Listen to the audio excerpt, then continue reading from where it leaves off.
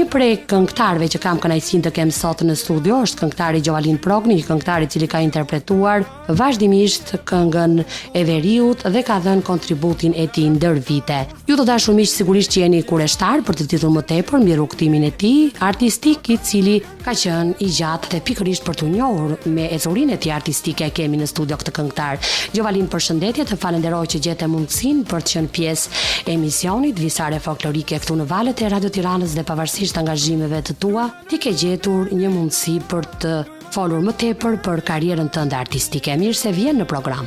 Përshëndetje Ada, mirë se të gjeta, unë të falenderoj përgjithsisht për ftesën dhe kënaqësia është e imja që jam pjesë e këtij emisioni, i cili bën fjalë për folkun shqiptar në tërësi dhe konkretisht për folklorin e Shqipërisë e epërme në veçantë.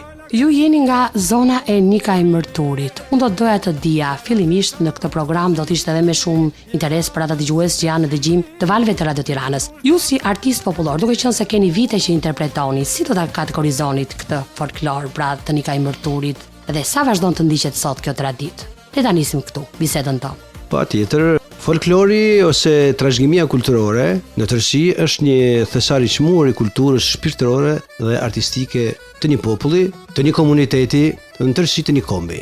Folklori, thash, pra trashëgimia kulturore e krijuar nga vetë populli dhe e ruajtur dhe trashëguar nga këta banorë, po themi, të këtyre trevave. Unë jam shumë krenar dhe ndihem tepër mirë që jam biri një treve, e cila pa diskutim që ka një rol të jashtëzakonshëm në këtë thesar të madh vlerash trashëgimisë kulturore shqiptare, jo materiale. Në kjo se ndajmë, po themi, në trashëgimin kulturore shpirtërore, ku hyn, po themi, doket, zakonet, tradita, veshja. Zona e Nikaj Mërturit ka një trashëgimi të pashoqe, duke filluar që nga veshjet e burrave, veshjet e grave, po themi tek plisi, tek xhamadani, tek tirqit, tek shoka, e cilat kanë qenë, po themi, veshje karakteristike tradicionale e zonës Nikaj Mërturit, që i shoqëron të burrat në festa, në dasma, në gëzime dhe në betejë. Plisi i Barë që është simbol kombëtar. S'është nda kurrë, nga mosha 14 vjeç që tutje, çdo malsor i krajinës Nikaj Mërturit dhe më gjerë, plisin e kishte pjesë të veten. Për të kaluar te xhamadani, për të kaluar tek xhubleta, që fatmirësisht hyrin në trashëgimin kulturore jo materiale të UNESCO-s. Shpresojmë dhe besojmë shumë që do hyjë edhe plisi. Tash do kaloj pak tek trashëgimia kulturore artistike. Po, shkurtimisht, sepse di që është e vështirë për ta përmbledhur. Në këtë pjesë unë prapë të them që ndihem tepër mirë që jam pjesë e saj treve, në të cilën u kriju dhe ruhet edhe sot tek kësaj dite eposi i Kreshnikëve. Pra ne jemi pjesë e saj. Dhe unë që në fëmijën time kam trashëguar nga këngëtar të epërm, po themi, të këngës folklorike, epike dhe lirike, këngën epike, me të cilën unë fillova që në fëmijësi të merrem. Mund të themi që kënga epike është ajo që e zotron repertorin tuaj, pra mbizotron në Nuk mund të themi që zotron. Apo ka dhe këngë lirike repertori juaj? Ka këngë lirike, sepse me të thënë drejtën mua sikur më shkojnë një çik për shtatë këngë lirike, dhe sikur jam marrë dhe çik edhe me këngë lirike. Por kënga epike, si çdo zë i asaj treve, si çdo zë brillant, po themi, potent i asaj treve, më shkon për shtatë dhe e kam kënduar, siç mund të vim tek kënga e Plisit Bardh, që është në këtë gjininë, në gjininë e këngës epike, e cila besoj dhe shpresoj që erdhi mirë, dhe shpresoj që të bëhet, po themi, një augur i mirë për dokumentacionin dosjen që ne po përgatisim për futjen e Plisit në UNESCO. A mendon që vazhdon tradita e interpretimit të këngës së hershme tek zona e Nikaj Mërturit? Ti si këngëtar popullor, çfarë ke vënë re? Ka pasur evoluime, qoftë edhe në stil, qoftë edhe ju vetë? Si keni tentuar t'i sillni këngët? Pra keni ruajtur një raport mes tradicionales dhe mes elementeve që kërkon koha? Ata të jemi të sinqertë, mua më pëlqen që ta bie këngën epike ashtu siç është kënduar dikur në ne, me ato lule, me ato nuanca, me atë forcë, me atë. Kam vënë që ke tentuar ti përmbahesh stilit të këngëtarëve të vjetër. Pra e ruan shtratin e këngës origjinale. Absolutisht, unë kam shumë dëshirë dhe shumë shpesh i dëgjoj këngët e kënduara prej tyre, unë si harroj këngëtarët potent që ne kemi pas të këngës epike të atyre kohënave, të cilat fatmirësisht janë trashëguar deri tek ne. Ne do mundohemi t'i ruajmë dhe shfrytëzoj rastin të bëj thirrje edhe kompozitorëve që sot merren, po themi, të ri më tepër, sepse mjeshtri i madh Kolsusaj, që është fat që unë punoj me Kolën, me mjeshtrin e madh Modxholali, janë, po themi, shtrati tabani i eposit i këngës epike të Shqipërisë epërme. Dhe Kola përshëndetëruan me fanatizëm dhe unë bëj thirrje edhe të rive, kompozitorëve të ri, Nuk po them dalin nga shtrati këngës. Nuk po them degradim, por sigurisht edhe duhet sjell në kohë apo jo, sepse ju i keni sjell në kohë. Po unë jam munduar që ta sjell disi kohë. Por keni ruajtur ato principet bazë të këngës popullore. Absolutisht dhe kjo diktohet shumë qartë në këngët tuaja. Unë kam shumë dëshirë dhe bëj thirrje kolegëve të mi të tjerë të këngës që ta ruajmë këtë trashëgimi, sepse është vlerë, është virtyt, nuk duhet harru kurse si. Sigurisht. Dhe ju si këngëtar mund të na flisni pak për fillesat e rrugtimit tuaj. Çdo artist popullor ka një pikë kontakti të parë me muzikën. Për ju cili ka qenë kontakti i parë? Po me kënaqësi do ta përshkruaj, po themi, rrugtimin tim me këngën, të cilin unë fillova që në fëmijërinë time dhe në moshën 10 vjeçare unë ngjita në skenë për herë të parë me ansamblin e shkollës të vjeçare Salc të fshatit tim të lindjes. Gjithsesi kishin të banin shumë edhe mësuesi që merreshin me ne, sepse mësuesi që u mor me mua në atë kohë ishte Sokol Susa, një djalë i talentuar që kishte mbaruar edhe liceun artistik në Tiranë. Vuni re tek unë shumë cilësi, shumë virtyte, shumë element të këngës. Diktoi prirjet tuaja për të interpretuar këtë muzikë. Dhe Sokoli ma dha këtë mundësi që unë ngjita në skenë dhe fatmirësisht unë në atë festival të këngës për fëmijë që u bën në qendrën e Treves Nika Mirturit, unë e zuna vend të parë. Dhe të them të drejtën që në atë moment unë nuk e më shkputur më me këngën. Në të gjithë eqërinë time, me përjashtim të një periudhë, po themi nga 95 deri në 2010 disi, sepse angazhimet e tjera në Ke pasur një shkëputje në këtë periudhë, pra nuk e qenë aktiv si këngëtar? Jo, nuk kam qenë aktiv, kam pasur një shkëputje deri në 2010 sepse angazhimet e mia të tjera profesionale pra bën që të ndërprisi rrugën e muzikës. Unë ndërpredisi, por gjithsesi unë asnjëherë me këngën, me muzikën nuk e më shkput. Praktikisht shpirtërisht edhe në ambiente familjar. Si artist popullor, e koncepton ndonjë ditë që të mos këndosh këngën popullore? Pra, ka ditë që ti nuk interpreton, qoftë edhe në ambiente festive, qoftë në ambiente të tjera. Pra, e koncepton dot veten pa muzikën. Është e pranishme ajo çdo ditë në jetën tënde? Të them drejtën, Ada, unë mundom të jetoj përditë me muzikën, e cila për mua është edhe ushqim shpirtëror i jashtëzakonshëm. Edhe në shtëpi, edhe në shtëpi në ambientet e shtëpisë, e interpreton besoj. I mbaj veglat e telit, i kam edhe unë kam qenë përdërues mjaft i mirë i veglave të telit, i qiftelisë temperuar. A keni qenë interpretues edhe në instrument? Absolutisht, po, kam qenë. Një tjetër veti e juaj, jo është artist popullor, ditë interpretojnë në instrument. Çka ju bën vërtet një muzikant popullor të gjithanshëm. Kam qenë pjesë ansamblit Dardania në këngë dhe në instrument. Dhe vjoni të interpretoni në instrument apo? Po, shoqëroj veten time mjaft mirë. Shoqëron veten. Shoqëroj veten time mjaft mirë, kurse në kështu në të tjera nuk merrem. Shumë. Por sikur jetoj me veglat e telit, edhe më japin shumë kënaqësi, një ngrohtësi dhe ndihem mirë kur merrem me to. Cilat këngë mbizotrojnë më tepër në repertor tuaj? Unë e thash edhe pak më parë që ju interpretoni këngët epike, por edhe ato lirike. Dhe doja të dija se cilat këngë janë ato që ju përshtaten më tepër, ku e ndjeni më tepër veten të realizuar si artist, te këngët për vendlindjen tuaj, te këngët kushtuar një heroi të caktuar. Të them të drejtën, veten ndjej mirë shumë te këngët lirike, dhe unë simjet pata edhe një eksperiencë me një këngë për vendlindjen time, Lulja e Agrit, me një tekst të një poeti shumë talentuar, Nika Mirtura, Gjin Progni, që është edhe kushërini, me përshëndes edhe Gjinin për punën që ka bërë, dhe thash aty ndjej veten mjaft mirë. Gjithsesi, nganjëherë ma kërkon forca zërit që t'i rikthehem edhe këngës epike, sepse ajo është mbizotruese normalisht. Absolutisht këndoj. Ju gjeni veten aty sepse është këngë që i jep të gjithë nuancimin e theksuar krahinave të veriut dhe normalisht ju doni ta interpretoni. Të nalt mbi do deri në do diezis, po themi, kam arritë që të artikuloj këngë të mira dhe më vjen mirë që edhe mjeshta që merrem me ta, qoftë zoti Susa edhe zoti Xhulali edhe Gjan Palaj që punon edhe ai me mua në orkestracione, si më thon, e pëlqejnë timbrin, pëlqejnë emocion e zërit, pëlqejnë forcën e zërit, e kështu që më motivojnë që unë ta vazhdoj, pavarësisht nga angazhimet tjera që unë kam në jetën time private. Ju është dashur ndonjëherë të bëni dhe kompromise? Shumë artistë popullor vëmre që bëjnë edhe një lloj marrëveshje të heshtur, nëse mund ta quajmë kështu, edhe mbase këngë të cilat ju nuk keni dashur t'i këndoni sepse mbase nuk janë brenda shtratit tuaj intonativ përse përket vokalit që përcillni. Pra keni interpretuar këngë të cilat mbase janë edhe më tepër të përshtatura, të ardhura në kohë, por që nuk kanë përmbushur atë kriterin. Apo jeni nga ata artistë që nuk bëni kompromise, nëse nuk ruhet kënga e pastër? Të them të drejtën, nuk më pëlqejnë kompromiset në këtë fushë që ju artikulut, sepse unë thash edhe një herë, ndoshta edhe natyra ime, ndoshta edhe kënga që unë me të cilën jam rrit, nuk më lejojnë që unë të dal nga, po themi, nga vetja ime disi. mundohem të jem fiks Gjovalini që më njohin edhe dëgjuesit e mi, më njohin edhe ardashësit, nuk e kam si në dëshirë. Teksa po shikoja për të zgjedhur këngët e repertorit tuaj, një prej këngëve që më ka bërë vërtet përshtypje dhe është një këngë shumë e realizuar në çdo komponent artistik, është kënga Plisi i Bardh. Si u krijua kjo këngë? Është këngë e mbështetur mbi traditën apo është këngë e krijuar enkas për vokalin tuaj? Na flisni pak për këtë këngë. Ada, në kjo kënga për Plisën e Bardh, me të thënë drejtën më mlini si ide duke gjykuar këngën për Xhamadanin, edhe në një moment caktuar po pishim kafe me maestro Kolsusa dhe ja shpreha këtë dëshirë. Tha që i dashur Kol, se unë kam edhe nip Kolun, kam dëshirë që të bëj një këngë për Plisën e Bardh. E priti me shumë kënaqësi, thënë drejtën, dhe ulëm me Kolën por punoshim për tekstin. Kemi bërë shumë variante, se unë e Kola kemi bërë, si më thanë, tekstin e këngës Plisi i Bardh, derisa dolim në variantin përfundimtar. Ti që dhe autor teksti. Më pëlqen ose bashkëpunëtor në hartimin e tekstit. Bashkëpunëtor. Besoj që erdhi mirë dhe jemi sinqert kemi bërë 2-3 variante, derisa erdhi me variantin përfundimtar final. Derisa ra dakord për variantin. Absolut po, dhe besoj që erdhi mirë po dhe Kola duke qenë një i shkëlqyer i këngëve të veriut dhe i zërit këngëtari që ka përballë, njeh shumë mirë natyrën, ngjyrën e zërit dhe punoi fiks për Gjovalinin. Pra e përshtatit e për vokalin tuaj, prandaj dhe kënga pati e hon, edhe sot ka popularitet. Kjo këngë dëgjohet dhe natyrisht që meriton të transmetohet edhe në emisionin Visare Folklorike. Unë ftoj dëgjuesit e Radio Tiranës ta ndjekin këngën Plisi i Bardh, interpretuar nga ju dhe kthehemi përsëri në bisedë. Të falenderoj Ada.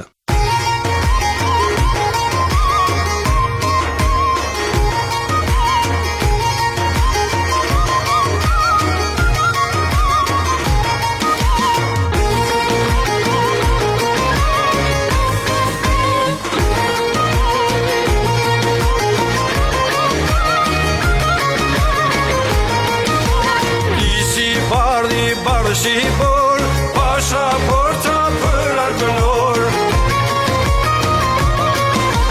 Nuk e ndajo kur prej vetit, nuk e ndroj me punor të letit.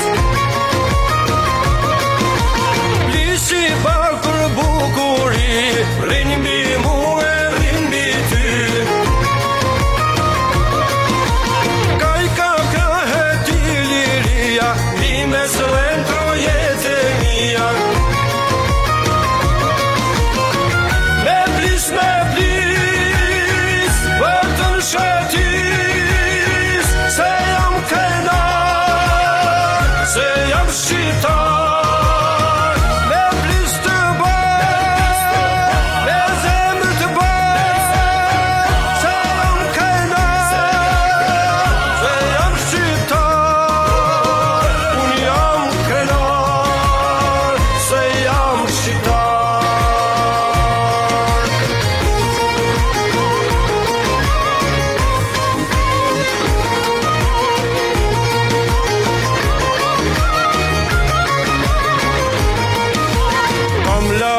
se kam unor, ma mron qelin një shqipojnë. Mos t'ma nxon jisen e djelit, se kam lete moja e shelit. Si legendat e këti dheu, lisin majti Skënderbeu. Kënar rrin bi bab shqiptarit, hije i kasi bora malit. Me plis,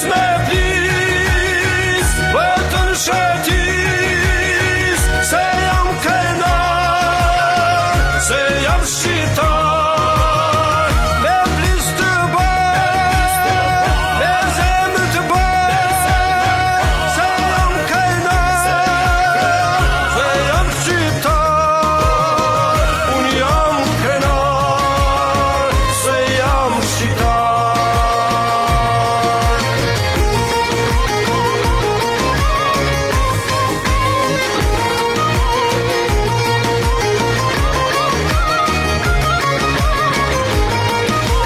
Unë me plise u liren, mbi korap e mbi kelment.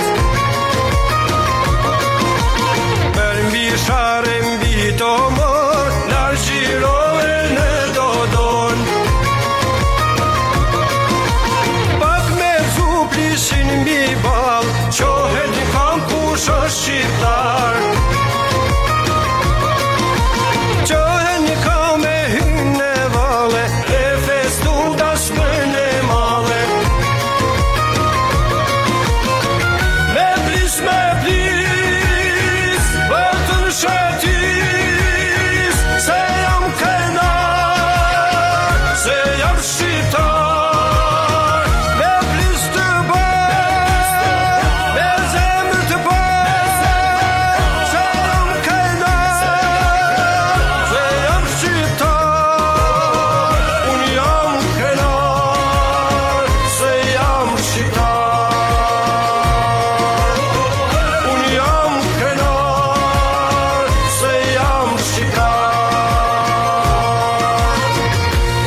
Jemi rikthyer përsëri miq të Radio Tiranës, ku ju kujtoj se jemi në studio me këngëtarin e mirënjohur të krahinave të veriut Gjovalin Progni. Gjovalin është natyrisht një pyetje e cila më vjen në mendje në këto momente dhe që do doja t'ua drejtoja. Mendon se sot gjeneratat e reja janë të interesuara për muzikën popullore? Është një pyetje që u ashtroi shumë artistëve. Mendon që trashëgohet qoftë kënga rapsodike apo është zbehur disi, si mendon? Si këngëtar popullor. Ada dëgjoj, unë si thash në shpari që folëm së bashkut, unë jetoj me këngën, e ndëgjoj këngën vazhdimisht dhe të themi të sinqert, ndihem jo mirë kur shoh shumë elemente që po sfumbohen, po venitin të këngës popullore të Shqipërisë e përme. Dhe ata që mundohen, po themi të bëjnë diçka të bukur, nuk më vjen mirë kur shoh po themi klikime që nuk pëlqehet. Dhe një episod shumë interesant, po bisedoshim një ditë me një mjektimin për një këngë që nuk ishte imja, kishte një këngëtar tjetër, këngë shumë e bukur, po themi Valli e shpirtit tim. Ishte një këngë fantastike me zoti Jezusa e kishte bërë muzikën, ku shoh klikimet për një periudhë goxha hapësirë kishte marrë shumë pak klikime. Dhe i them atij mikut tim, më vjen shumë habi, thash, edhe para 3-4 ditësh ndoqa një këngë të një këngëtare nga Gjakova dhe sinqerisht vargjet e këngës ishin nuk më mirë po t'i them. Po, lopa ime më mirë në karton dhe kishte marrë miliona klikime, më kupton, ndihem gjë mirë. Ndërkohë që këngët e tua kanë shumë domethënie. Është e vërtet që ato përmbajnë gjithmonë një mesazh domethënie. Jemi munduar që të vinë me mesazh. Që t'i përshtaten tregut sigurisht, por janë këngë që ruajnë atë që është fundamenti i një këngë popullore. Dhe këtë dëshiroj që ju e ruani. Shpresoj që po. Sigurisht që e ruani, natyrisht që ka dhe modernizime që i sjell koha, ka dhe tendenca për t'u përshtatur kohës, po ajo që vjetre është që ju i ruani këngët. Dhe kjo është shumë e rëndësishme. Nuk jem kundër modernizimit, nuk jem kundër sjelljes në kohë të muzikës, qoftë edhe këngë para 40 vjetësh që mund t'i marrim t'i rikthejmë, por duke ruajt boshtin, duke ruajt tabanin. Dhe më e trishtueshme është Gjovalin se kjo ndodh edhe nga kompozitor ndonjëherë profesionist, nuk flasim këtu për Kolsusaj dhe Edmond Xhulalin sepse janë emra të cilët janë të afirmuar dhe kanë krijuar emrin e tyre, por flasim për ndonjë kompozitor të ri që tenton ta denigrojë këngën. Nuk më vjen mirë. Sigurisht krajina e veriut e ruan muzikën, por ka raste kur këngët e jugut kanë shumë problematika, për shembull si mund t'i pusësh një ritëm këngës polifonike. Absolut. Sigurisht ndodhet edhe tek ju me orientalizime të tepruara, por jo si në zonën e jugut. Të themi të drejtën, pra kalohet te polifonia, sepse ne jemi më tepër tek monofonia, këngëtarët e Shqipërisë, por polifonia që është këngë që ne krenohemi me të dhe ajo patjetër është pjesë e rujtur të trashëgimisë kulturore tonë, nuk është kurrë mirë që ai të deformohet, të tjetërsohet. Ne shpresoj dhe besoj që të kemi këngëtarë që ta ruajnë siç ka qenë dhe siç është. Pra dhe ne brezjon të trashëgojnë tek brezat që vinë, ashtu siç të tjerë na trashëgojnë neve. Gjovalin, ke provuar të interpretosh këngë në duet? Sa e vështirë është që një këngëtar të përshtatet me këngë të tilla? Ke pasur bashkëpunime apo ke tentuar që të interpretosh? Kam pas bashkëpunime, unë bashkëpunim kam pasur me të madhen Gzimnika në rinin time, që unë kam qenë pjesa e Gjirokastrës në 2 festivale, kam qenë mbi 5 vjet. Cilat vite? Në vitet 88 dhe 83 kam qenë pjesë e ansamblit folklorik të Dardania. Në 88 ne edhe u lauruam me çmimin e parë të festivalit. Po që se ma pranon të them një episod për këngën epike, që ishte tipike, karakteristike e eposit Kreshnikëve, kënga që këndoi grupi Djembet Nika Emërturit në Gjirokastrë në 88. Një këngë me 5 vargje, por që bërë një honë tjerëzakonshme, këndohej në do diezis dhe aty kam parë po themi që këngëtar siç ishte Vaqezela të tjerë që na përgëzuan dhe sot e kësaj dite unë kam shkrimet që janë bërë për atë këngë i ruaj, që thoshte zëri i Djembet Nika Emërturit është për ta pas zili edhe solistët e operës dhe baletit. Është e vërtet. Unë kam realizuar një emision për zonën e Nika Emërturit. Dhe begatia e instrumentave, këngëtarëve është e jashtëzakonshme. Po, edhe siç tham tek bashkëpunimi. Kam bashkëpunuar me me Gzimin, kam bashkëpunuar me këngëtarët me Lek Pesnikan, të cilin edhe i këngëtar i ansamblit. Ansambli shtetit, po, kemi pasur fatin ta kishim në studio. Po, dhe Leka është këngëtar fantastik, me Zef Bekën që është këngëtar shumë i talentuar i Zot Ston, me Nikolin Përpalin. Janë djem talentuar që mundohen ta ruajnë origjinalitetin, të ruajnë pa prekur disi ato cilësitë e këngës epike dhe lirike të zonës Nika Emërturit dhe Tres Malësisë Gjakovës në tërësi. Si e ndjer kur e bër pjesë e festivaleve folklorike të Gjirokastrës? Të them drejtën, Ada, jam ndier jashtëzakonisht mirë dhe realisht ka qenë edhe privilegj në të kohë që ti jesh pjesë e këtyre festivaleve dhe fati deshi që në 88-ën edhe u lauruam thash me vend të parë, por ndihe mirë kur je mes artistësh të atij niveli, ka pas artistë jashtëzakonshëm ansambli Dardania. Ishte me Stesa Gzimin, Fatmira Breçanin, Ibrahim Muça dhe Islam Mustafa, ka pas këngëtar shumë potent të cilët kanë lanë emër, qoftë vallja, qoftë kënga.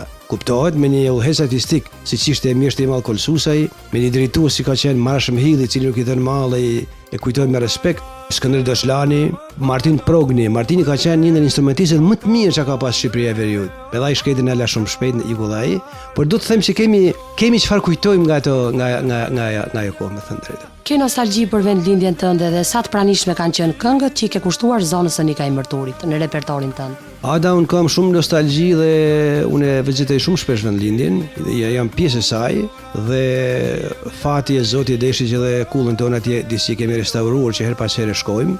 Dhe vitin që shkoj në Qershor, unë realizova këngën Lulja e Agrit, që ishte fiks për bjeshkët e mia, bjeshkët e një bukurie të parritshme, të pamahnitshme të Nika Imërturit si bjeshkët e salsës. Me që përmendet këngën Lulja e Agrit, është një këngë e traditës apo një këngë e krijuar mbi shtratin e këngëve tipike të krahinave të veriut? Ka si bazament shtratin tipik karakteristik të këngëve të Nika Imërturit, por gjithsesi si thamë shpari sjellën kohë nga mjeshtri Susaj dhe në mundi që punoj me të.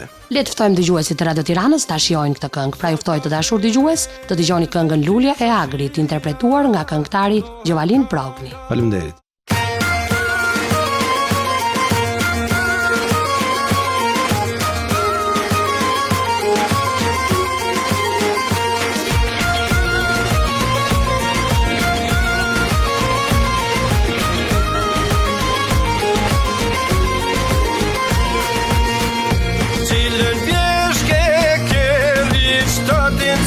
Zën thuri gjubletën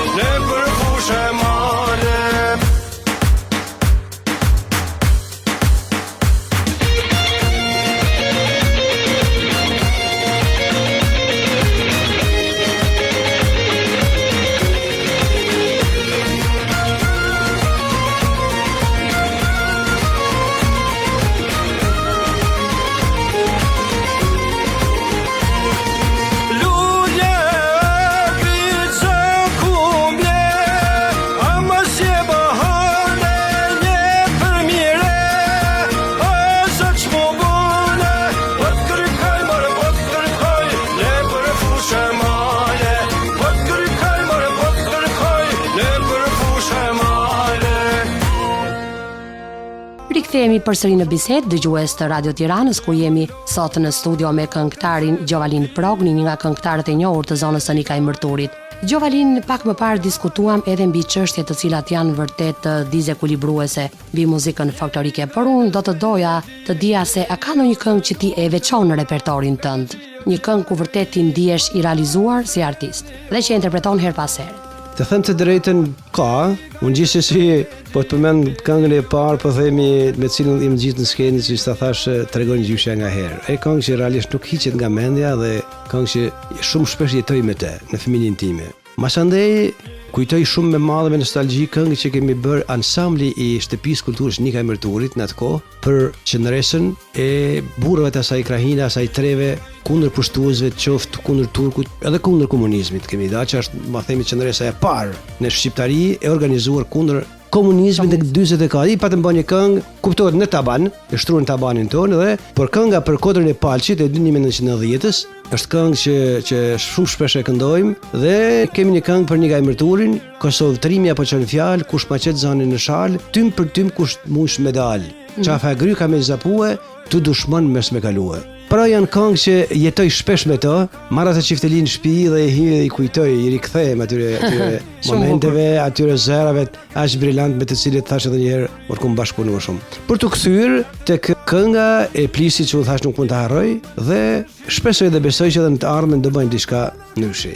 Me që jeni një këngëtar popullor, çfarë duhet ketë një këngëtar popullor që të ketë atë admirimin e dëshiruar nga publiku? E para punë Sada, në falënderoj për pyetjen, por një këngëtar popullor e para punë gjithmonë duhet të jetë vetvetja, pra jo po themi imitues si askujt tjetër, sepse çdo kush që ka dëshirë po themi të dëgjojë këngët e mia ose këngët e Gzimit ose këngët e Zefit, ai kërkon që të shohë Gzimin, të shohë Gjovalinin tek Gzimi ose Gzimin tek Gjovalini. Unë me thënë drejt këtë e kam dhe mundohem ta ruaj. Pra të jem vetja ime, mos të kopjoj, mos të... Megjithatë ti besoj ke një model mbi të cilin bazohesh, pavarësisht se je vetvetja, ke krijuar identitetin tënd artistik. Absolutisht. Ke një model që i referohesh ndonjë artist që ke vërtet të preferuar? Absolutisht, po shikjo, ne kemi pas në zonën tonë një këngëtar që ai fatkeqësisht nuk i dërma, ka qenë Syk Papleka. Syk Papleka ka qenë këngëtar që unë kam bashkëpunuar. Zonës së Nikaj Mërturit, e kemi përmendur në emision. Kam bashkëpunuar gati 5 vjet me te, derisa ai shketi në rrjet. Syku ka pas një timbër të jashtëzakonshëm, ka pas një ëmbëlsi,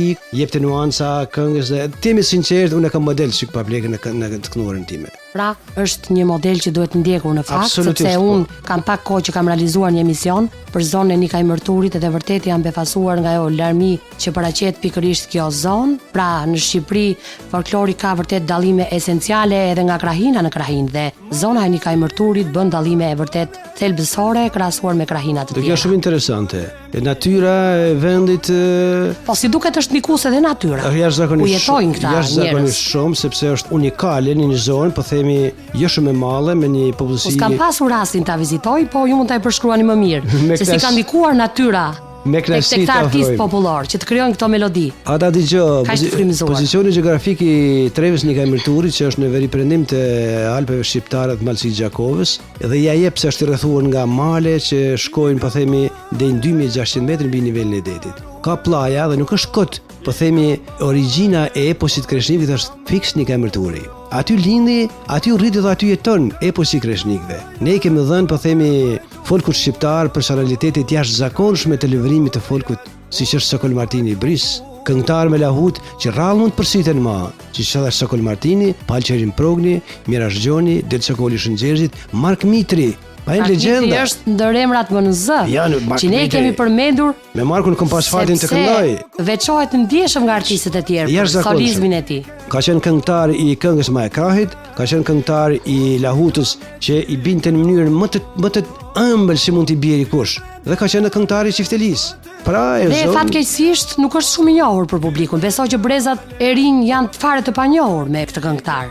Brezat e vjetër sigurisht janë informuar. Absolutisht, unë ty të falenderoj shumë dhe të përgëzoj për emisionin që ke, sepse po i tregon vëmendje një fushë e cila është e tij që ne duhet të krenohemi me folkun shqiptar. Pra si sa thash, kemi një trashëgimi kulturore me vlera të pashoqe. Dhe shqyr që del dikush që ruan, del dikush që i tregon vëmendje dhe i lën hapësirë siç jeni ju. Realisht. Po, dhe unë i përkas vërtet brezit të ri, por them të drejtën, jam befasuar nga ajo që paraqet folklori muzikor.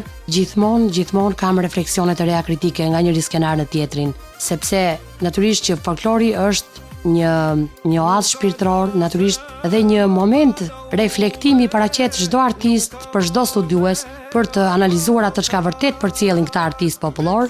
Një prej cilëve jeni dhe ju sigurisht. Të falenderoj edhe Ada do të ma pranosh një moment. Para 4-5 ditësh kishte një koncert recital i Mallek Zimnika në Teatrin e Operës dhe Baletit. Isha i ftuar special dhe mora pjesën tema. Besoj që un pash një sallë të egzaltuar që rrallë kam pa ndonjëherë. Pra njerëzit të betonin që po qanin spektator, pse thuj ti, i kishte marrë malli të dëgjonin këngë origjinale të polkut ton, këngë shqiptare, nga një këngëtar i madh si Zimnika dhe të tjerë. Që është zëri i përfaqësimit të krahinave të Veriut. Zimnika ka pasur mundësinë që të bëjë dhe një koncert recital, nuk e di sa informuar jeni këtë kohë.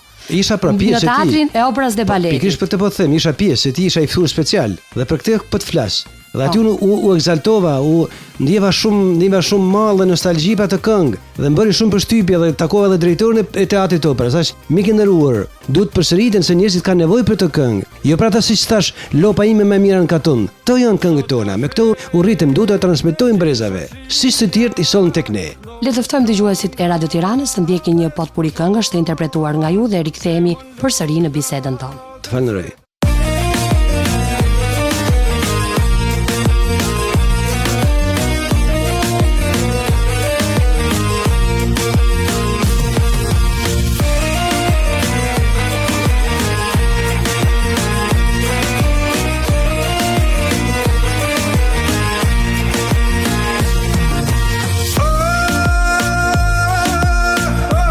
Për ndjeshme se që po t'rile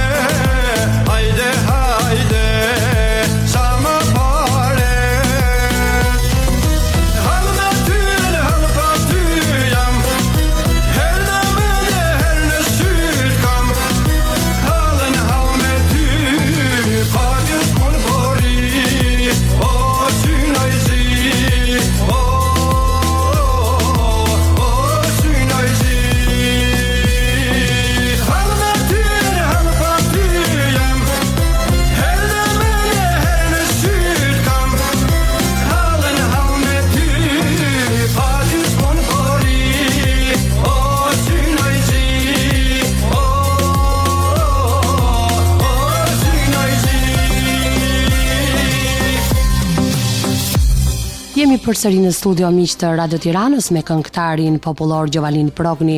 Natyrisht jemi befasuar me këngët e tij, por edhe me rrëfimin e tij, i cili besoj është natyrisht me shumë interes për ju, pasi është një këngëtar i cili gjithmonë paraqet jo vetëm këngë të cilat janë për t'u vlerësuar, por ka dhe një rrugtim interesant artistik.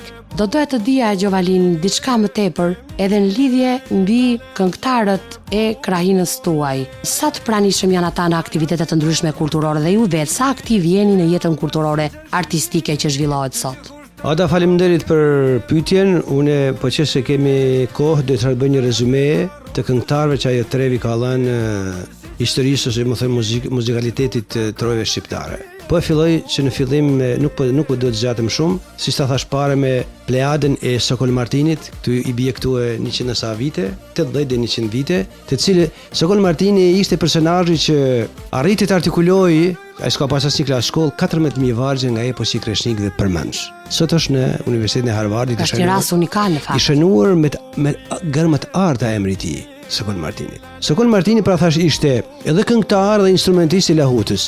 Vim tek Pal Qerim Progni, kalojmë tek Mirash Gjoni Surave Tepër, thash Del Sokoli Shëngjezit, Mark Mitri, edhe ky ishte brezi i parë. Vim tek brezi i dytë, që kalojmë me Nocimerin, Lazar Mitri është vllai i Markut, edhe kemi Zef Havdia, këngëtar nga Curret e Epër, ka qenë këngëtar jashtëzakonshëm me veklat e telit me qifteli. Prel Qerimi nga Palçi. Dhe këta ishin po themi brezi i dytë. Janë të pafundëm. Nuk brezi i dytë. Dhe vim tek të tjerë. Kemi Pali Merin, kemi Gjok Mulajin. Kanë qenë jashtëzakonshëm, madhërisa të vim tek brezi jon, që jemi brezi është Gzimi, jam une, vjen Lek Pesnikaj, vjen Syk Paplekaj, vjen Gjin Pepkolaj. Kemi përshëndaj këngëtar të tjerë Prek Vukaj me Nik Ramën, janë këngëtar të jashtëzakonshëm të folkut dhe ata kanë qenë një duet i papërsëritshëm, me thënë drejtën. Mas këtij brezi vjen brezi tjetër që sot janë në qarkullim, që janë Zef Beka, Nikolin Përpali, janë Bardhak Pesnikaj, janë Eduard Sokoli, këngëtar tepër i mirë edhe ky.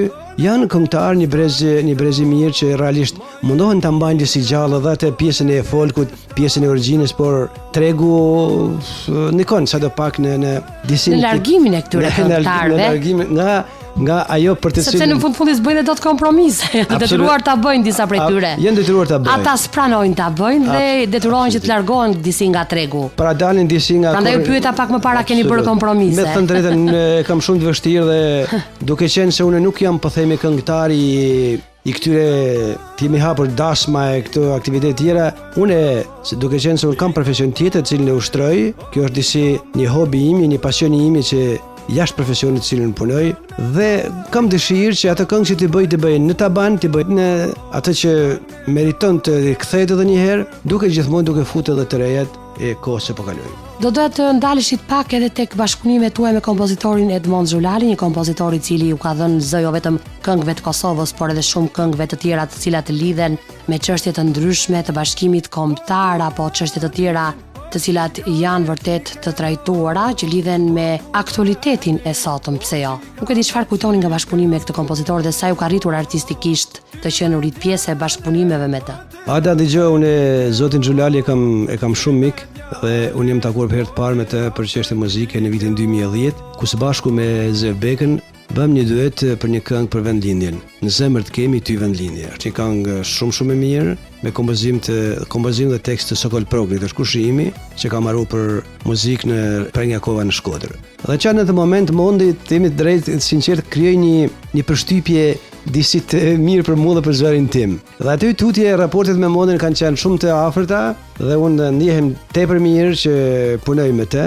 Vijoni të bashkëpunoni me të? Absolutisht po, në mënyrë absolute po, me modën, sepse është një bashkëpunëtor shumë i ngushtë edhe i Kolës. Sigurisht janë të pandarë midis tyre. Absolutisht, dhe të jemi sinqert kur bashkëpunoj dhe kur punoj me modën, unë ndihem shumë mirë, ndihem shumë qetë dhe ndihem shumë komod. Sigurisht, sepse është një kompozitor që diti përshtatet natyrës së çdo këngëtari, ditë jap karakterin e këngës, ditë jap emocionin, përmjet orkestracioneve të realizuara. Janë të veçantë, Kola me Mondin është kjo cilësi që thaj ti, pra dinti përshtaten. Janë binom i pandar artistik. Absolutisht, dinti përshtaten zërit këngëtarë që kanë përballë, tipit të këndurit ti, nivelit deri ku mund të shkojë zëri këngëtarit, pa janë është aset dhe është fat që ne i kemi. Gjovalin, ke ndonjë projekt të afërt që do ta ndash me dëgjuesit e Radio Tiranës? Ada po, kam projekte, kam një këngë në dorë do t'ja kushtoj një personaliteti shumë të madh të trojve shqiptare, i cili ka shkruar historinë me një punë që e bëri për faljen e gjaçeve në Kosovë. Dhe ky është Anton Qeta i paharruar. Shpresoj dhe besoj që shumë shpejt kënga për të mandën Anton Qeta të dalin në treg. Kam një bashkëpunim, e kemi në dorë, por një material shumë të mirë për mërgimtarët me Kol Susajn, me maestron. Gjithsesi, kam shumë merak që të bëj një këngë për nënën. Jemi në punë sipër me Mondin edhe me Kolën. Shpresoj dhe besoj që të dalin një këngë e bukur. Emigrantët janë ata që janë edhe më të etur, si thua, për të dëgjuar muzikën popullore. Ju sa i pranishëm keni qenë për emigrantët? Keni interpretuar për ta? Keni qenë i ftuar dhe jashtë Shqipërisë? Kam qenë i për të ftuar përçuar muzikën popullore atje? Kam qenë i ftuar edhe jashtë Shqipërisë, në Amerikë, unë kam djalin, po që se më lejon sot unë desha të bëj një orë special se i mbir Floriani jeton në New York, ka ditëlindjen sot. Dhe gjerasin t'i uroj edhe 100 vite të tjera Florit tim dashur, sepse i qik larg dhe s'patë mundësi të shkojmë. Dhe thash edhe një herë kam në New York, sepse New York jeton edhe Gzim Nika, me ftesë të tyre unë pa ta marr pjesë në 2 festimet e fund vitit që kaloi edhe të 2024-s. Edhe këtu është një pjesë e Shqipërisë epër, po themi Dukagjinit, që festojnë çdo vit në Shkodër vitin e ri. Jam pjesë atyre aktiviteteve dhe zonën e Kaemërturit e kemi edhe ne të përvitshme, çdo fund viti organizojmë një takim, po themi, me nëpërmjet këngëtarëve të zonës, u ofrojmë bashkë krahinësve tanë një marrëdhënie kulturore, ashtu siç dimë ne ta organizojmë. Gjovalin, siç e thash, ti ke interpretuar përgjithsisht këngë të cilat kanë intonacione nga zona e Nikajmërturit, po këngë të krahinave të tjera të veriut, ke tentuar të interpretosh dhe si ndihesh me to? Të them të drejtën, apo e ke kufizuar interpretimin te kjo krahin? Absolutisht, këngë të trevave të tjera të Shqipërisë, edhe po themi në dasma në. Se jo çdo artist mund të interpretoj, prandaj thash është një dhuntim vetë të interpretosh. Edhe më shkoni çik për shtat. Këngë të krahinave të tjera. Po kaloj te pjesa e Kosovës, këngët e pjesës Gjakovës dhe të Elbasanit më shkojnë shumë për shtat. Natyrisht e kanë afërsi intonative. Po, kom pas një herë një takim në naje për shef ishim me Shkëlzeni Tishin. Dhe ishte hera e parë që Shkëlzenin po e takoj dhe kur më dëgjoj që artikulova një këngë të tij, i pëlqej shumë. Dhe më tha Gjovalin se në atë kohë me thënë drejtë nuk merresha me këngën. Tha Gjovalin, pse ju ke shput këngës? Thash realisht ndihem jo mirë që u shput këngës dhe kam besim që do t'i rikthehemi. Ju riktheva dhe thash në 2 kolazhet e mia kam pas dëshirë dhe i kam përfshi këngë gjakovare në to, sepse sikur më të joshin më tepër. Edhe sikur ndihesh dhe komod. I shkoj, ndihem komod me to. Po, patjetër. Dhe një pyetje e fundit me cilën ne do të përfundojmë dhe bisedën tonë, e cila ka qenë një bisedë besoj dhe me shumë interes për të gjithë ata dëgjues që na ndoqën. Do doja të dija se cili është mesazhi që sot ju përcjellni për gjithë ata artistë që dëshirojnë të jenë pjesë e skenave tona për sa i përket interpretimit të muzikës popullore. Mesazhi im për të gjithë këngëtarët, siç the edhe ti, që doin të rikthehen muzikës tradicionale shqiptare. Të ruajmë tabanin, të ruajmë vlerat, mos të tjetërsojmë ato që të parë na kanë lënë amanet. Sepse aty gjejmë veten, aty ka shqiptari, aty ka gjithë çfarë të parë tan bën për këtë lloj, për këtë vend. Gjovalin, këtu kemi mbritur në përfundim të bisedës tonë. Për ne ka qenë shumë kënaqësi që ju bashkuat emisionit Visare Folklorike, pavarësisht nga angazhimet tuaja, keni gjetur kohën për të qenë pjesë atyre adhuruesve që ju kanë ndjekur ndër vite, por edhe për të qenë pjesë e dëgjuesve të Radio Tiranës që sigurisht kanë pasur kurreshtje për të ndjekur hap pas hapi rrugtimin tuaj, natyrisht edhe këndvështrimin që ju keni pasur mbi muzikën popullore. Ju falenderoj që u bët pjesë e emisionit. Ada, unë të falenderoj ty dhe një herë po të them të përgëzoj shumë për punën që bën në promovimin e vlerave të folklorit, të folkut shqiptar, të argëtimisë kulturore, sepse sinqerisht jeni ndoshta e rralla që tregoni kaq hapësirë dhe më bëni një punë të shkëlqyer. Edhe një herë të përshëndes dhe të përgëzoj. Ju falenderoj, ishte shumë kënaqësi që ishit pjesë e bisedës sonë. Kënaqësi ishte ime. Të nderuar dëgjues të Radio Tiranës, kemi mbritur në fundin e hapësirës së rezervuar të kushtuar mbi visaret folklorike. Unë Alda Shalari ju falenderoj që qëndruat me ne, operatore zëri Suela Frangaj. Ju falenderoj që natyrisht treguat interes deri në përfundim të minutave të këtij programi. Do të dëgjohemi përsëri së bashku të premten e ardhshme pak pas orës 14.